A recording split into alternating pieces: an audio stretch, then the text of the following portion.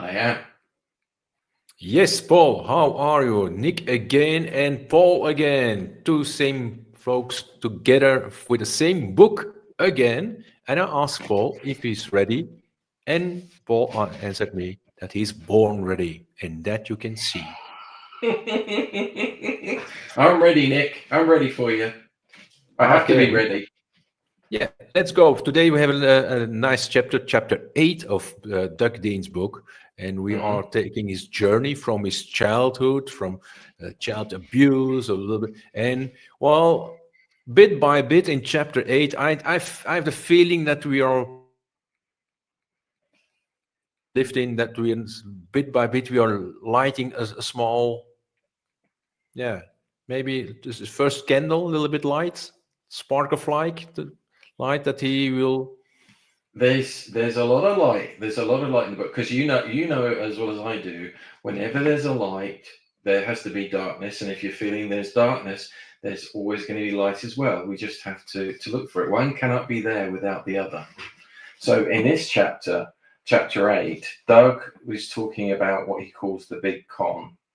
And as you and I know, when we were talking about this earlier, that Bob Proctor used to talk to us about, by the time many people are sort of 5 or 6 years old, I think he used to say, we have basically started to get into a fixed program based on our surroundings and the people around us and whatever's going on and around us, and that programming for many people stays with them for the rest of their lives. Yeah. And And when Bob taught us that, for me, the biggest awareness was, well, if they gave it to me, I can give it away and take something else. that's right. It's like a So, computer. and if you just that awareness, if you can take that from this session, like, oh, even if it's very bad, even if the things that you have believed are really totally wrong, Hmm. you don't have to keep them. You can you can change them. It's like a little bit like the library. It's not because you got some books from the library that you have to keep them. You have to bring them back and you get some new books, some new ideas, and put them in those new ideas into your life to change or put it in the direction that you would like. What did you think about it, Nick, when Bob explained, you first heard Bob explain that about you're 5 to 6 years old and basically you've been programmed. How did that make you feel? That then it was like graving backwards to say, yeah, probably it is so. What are the things that I'm doing now that I don't like about myself, Mm, or the things that I'm like feeling? What is do I have? Do I? Yeah, just the awareness. Oh, so my beliefs, any beliefs, are limited beliefs. mm, If Bob explained this way, okay, you have unlimited potential. mm, Means that at any point of your life, you are thinking in limited beliefs. mm, Otherwise, you would have been much further. So there is always place for improvement, and it's more it's not the things that make me like shiver, but more the awareness of yeah, yeah. So I can change, I can mm, improve, and it's not that difficult as long as I mm, understand what it is. mm. As you say it makes you shiver. I was the same. It made me. I was staggered, and also when Bob said most people never kind of wake up to understand what he had just explained to us. Yeah, That's just how they carry on within that programming for the rest of their life yeah. normally. What I often hear is like it can't be that simple. Mm, It can't be that easy. mm, No, no, no, no, no. There has to be a catch. No, it has to be more difficult. Yeah, that's what that's what you'll be programmed to. Yeah, it has to be very difficult. Life yeah, has to be a struggle. Life yeah. has to be hard. Life. Why? Why should it be? Maybe that's why Doug calls this chapter the big con. Yeah. Let's dive into it. I'll share the Okay. screen. Okay. You are remembered, it says here, you are remembered for the rules you break. General Douglas MacArthur. As a history buff, he was definitely someone who broke a lot of rules. Okay, don't believe everything you're told. In the movie, The Da Vinci Code, brilliant movie, by the way, there is a scene in which the lead character sees words scrawled across the painting, so dark the con of man. There has been a big con, though it's not the one referred to in that movie. I remember my mentor saying to me, there are God-made rules and man-made rules. That was probably Bob as well. The man-made rules are always changing and you'll never measure up. Measure up, Doug. So stop trying. Which rules are you following? What really hit me? The man-made rules I had been handed were messed up. My adoptive parents were raised in a fog of booze and fighting, and they passed their adopted rules along to me. It's no wonder I was confused. The rules were confusing and nobody was following them anyway. I was adopted, and then I adopted the rules that my parents had adopted from their parents. So you can see the irony. The con is that we've been handed rules by our family, schools, churches, communities, and cultures, but it's all made up. Everyone is playing the game differently. And the big con is that we are locked into beliefs that we hold dear and strong, yet they don't feel right to us. It feels like we were conned. Think about it. You're a unique individual. There is nobody like you in the entire world, and there never will be. But you're supposed to act differently or be unique. The big con is that we are expected to follow man-made rules and fall into line with the masses. But the rules are different in other parts of the world. Conformity is the requirement pushed upon us. With access to news and events all over the world, we pick up information, we form judgments, and the rules get blurry. What is right and wrong? Who decides? The current leaders, celebrities, so-called gurus, or social media influencers? Do you ever ask yourself why things don't feel right to you? When you were young, you sensed something was off track. You didn't know what the right track was, but something was definitely off track.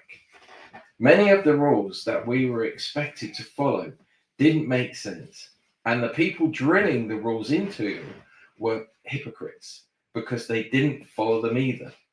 You started to fight back and question the authorities. You didn't have any power, so you were pushed down and you retreated. In your early teens, you tried again, and likely you were dismissed as being disrespectful or a problem.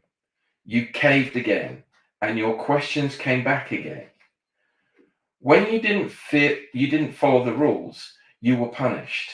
How did that make you feel?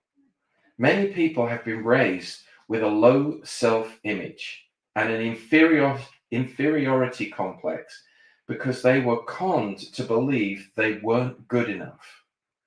I work with people from all over the world, born into different cultures and religions, who speak different languages. When I work with them, sometimes I think to myself, you were born into the wrong family and the wrong culture. They don't belong. They feel out of place. The rules don't sit well with them. They are struggling with the rules they were handed. And because of the fear of judgment and criticism, they struggle. They suppress themselves or they hide. Some break free and some don't survive. Young people are in trouble. They are more confused than ever. but they think they have all the answers. The internet is filled with misinformation, and it's fed through their phones and social media. Because the adults are confused, the young people don't trust them, and they turn to peers for direction. They are being conned too. When I was 23 and my dad died, I went to the bank to close his accounts and empty his safety deposit box. In it, I found an adoption order, and my real name was covered up by a white tape, which had then yellowed over the years. I held it to the light, and I found my birth name. I remember thinking, I'm not a Jeffrey. I was able to track down non-identifying information about my birth parents. I remember sitting down to read it over dinner one night. I had made a nice meal, and as I read my birth father's family background, I was sickened. He suffered from mental illness and had been in and out of institutions. The record states that he had been described as a mental clinic, being described at a mental clinic as being attention-seeking and somewhat of a liar. At the time, it made me sick because I wondered if this would be my future. We con ourselves into believing things. If I stayed in the family I was born into, I'd be a different person, and I'd be living in a different life, based on my birth parents' stories. Things couldn't have been worse. Things could have been worse. I could have been dropped into any family, and depending on where that was, I would have been conned into believing something very, very different. I was brought up in an adopted family, and I wasn't so lucky. But now I feel lucky because my perspective is different. I feel free because I'm free to make up my own rules, and I don't have to be ruled by others' rules. Your mistaken identity was caused by you being conditioned to accept rules, values, and beliefs, even if they didn't feel right to you or suit you.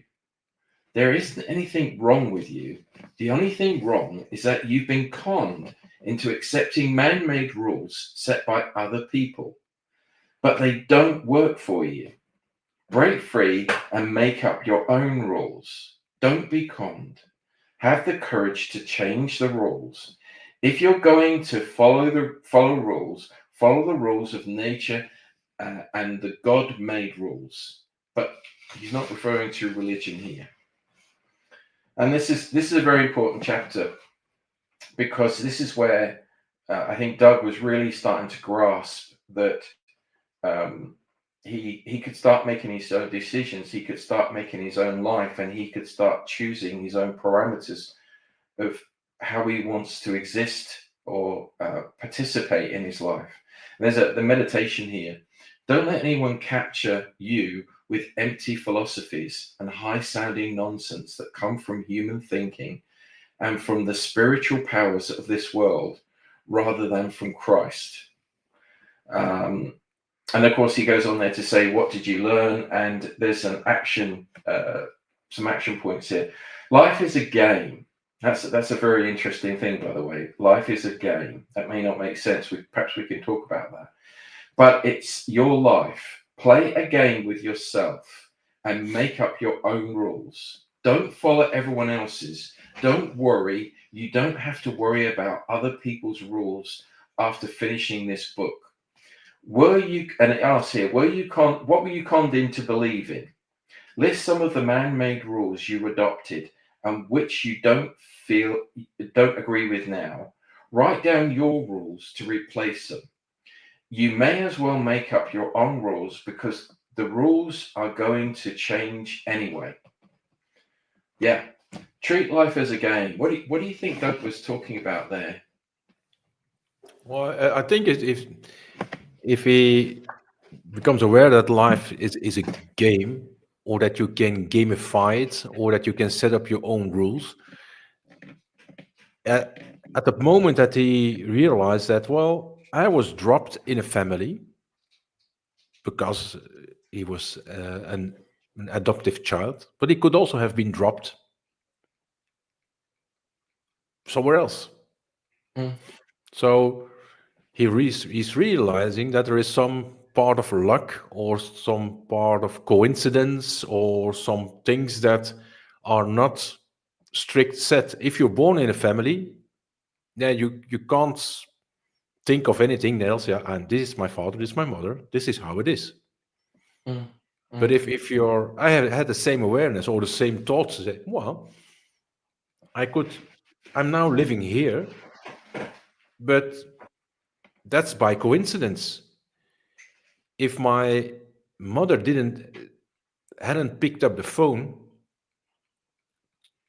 2 days, the day that I was born, because she was busy or whatever, and in that time there were no portables, there were no mobiles. Um, then I would have been someone else. Also, I would have been given to someone else. mm, mm, So, and that's what Doug is also is becoming aware. Yeah, okay, I grew up in this family, giving the thing that I'm adopted. I could have been somewhere else with other rules, with other circumstances. Could have been better, could have been worse. So, if it's that, well, if it's that changeable, well, I can change it myself also. mm, mm. And then And I think, well, set up your own rules. Well,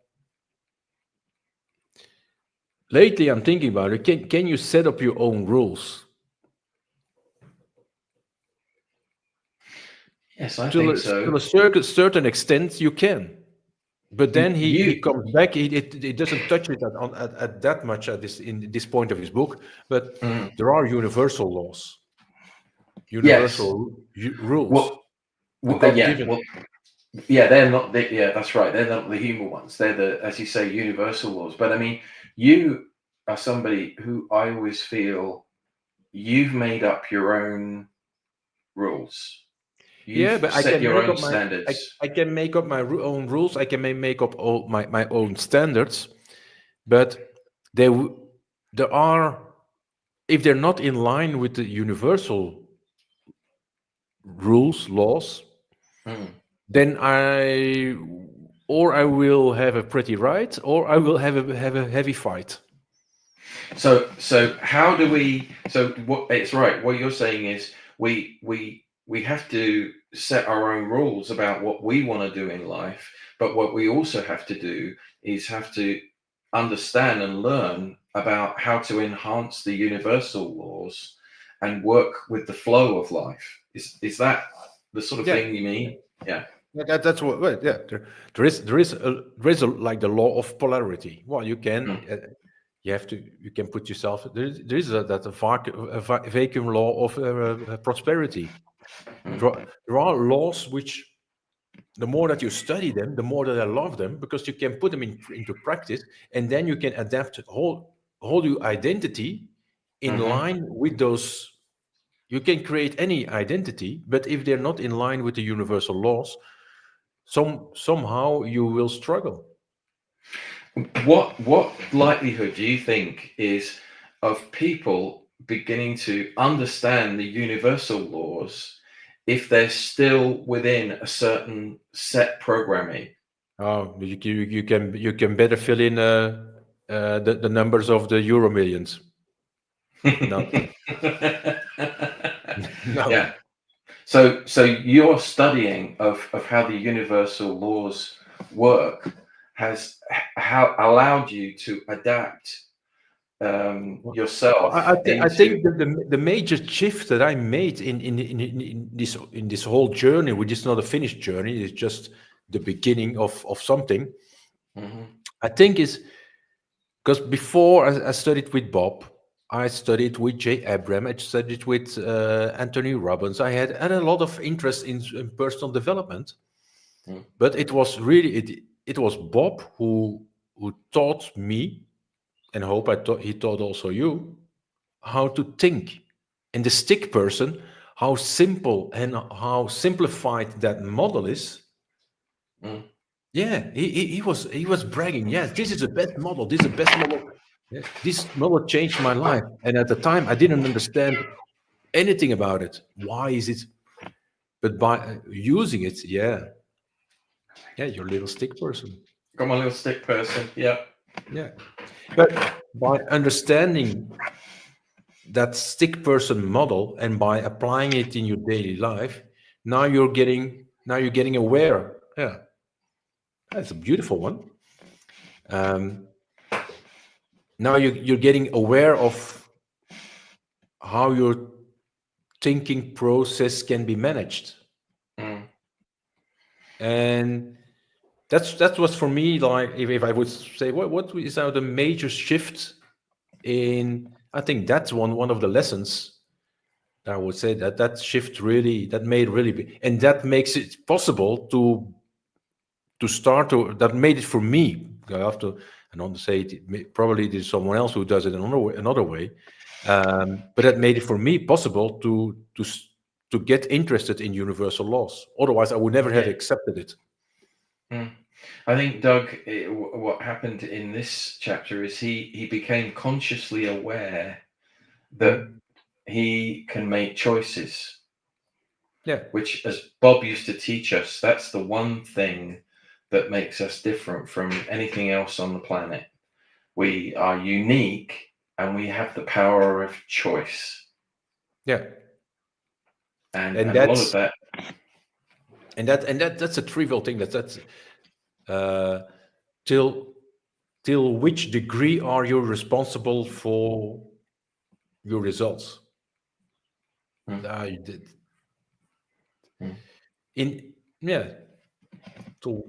which degree? And someone is arguing, when I put it up with friends, they start to arguing that, but there are circumstances. And then what I do now, or what I believe now, I say, well, I rather accept the idea that I'm responsible of my own thoughts, and that my thoughts are the precursor of my results. I rather accept that in any given situation, because if I accept it and I believe it, it also gives me the freedom to create everything what I want. As soon as I accept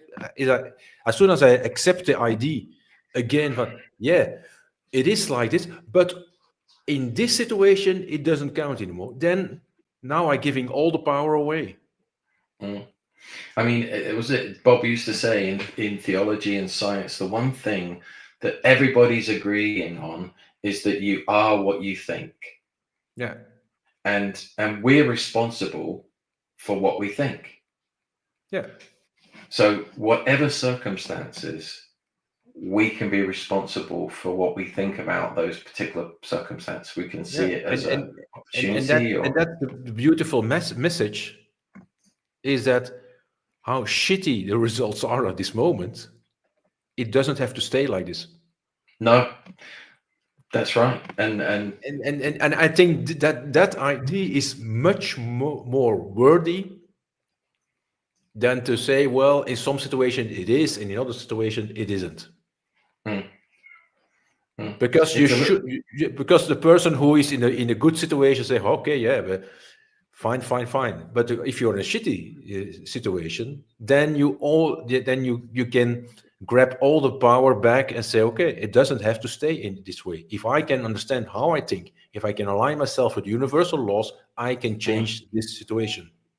Yes, we've all got that rudder that we can choose to move and go in whatever direction we want to use. And sometimes it's going to be stormy and sometimes it's going to be pleasant, and we can either work in that way, or we can decide that we're not responsible, which means we are rudderless. We've got no way of steering, and we just get blown about by circumstances.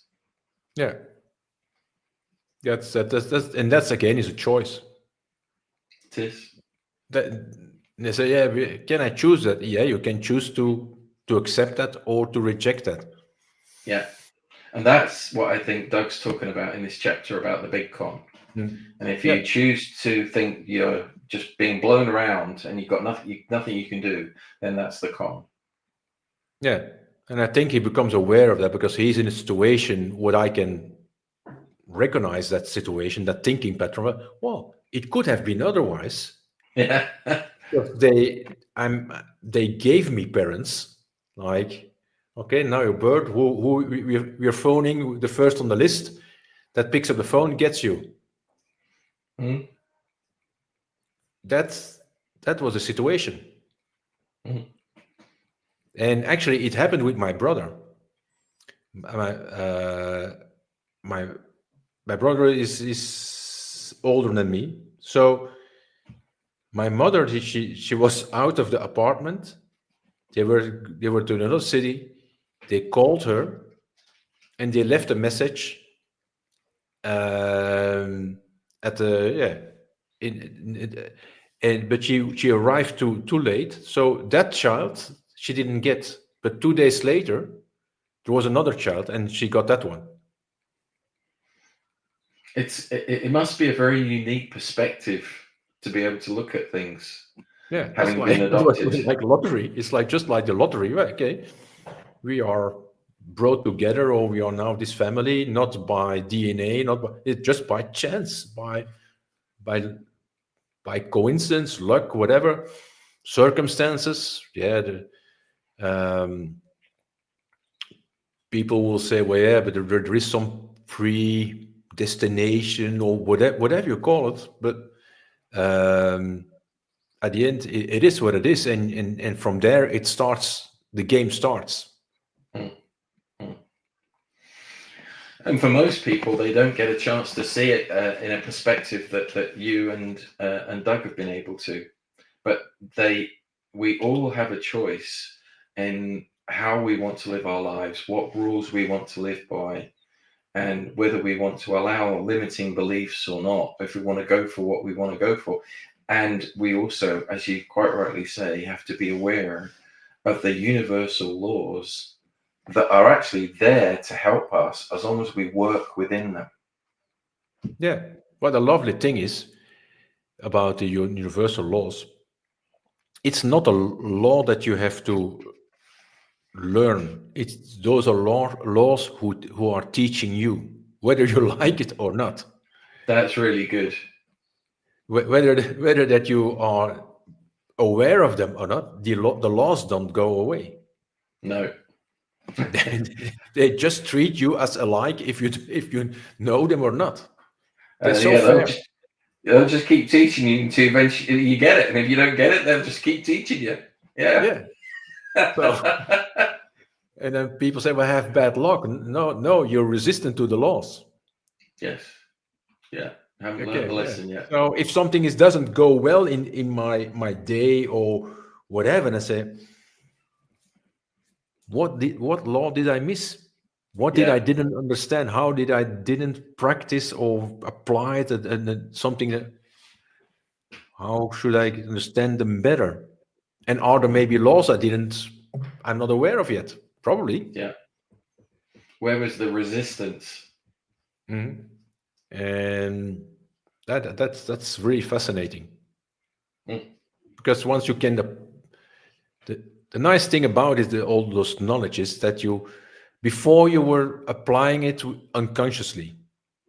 Mm. And now by studying it and by becoming more aware and studying books and I said now I can use that awareness, that knowledge, and applying it upfront, like preparing your future.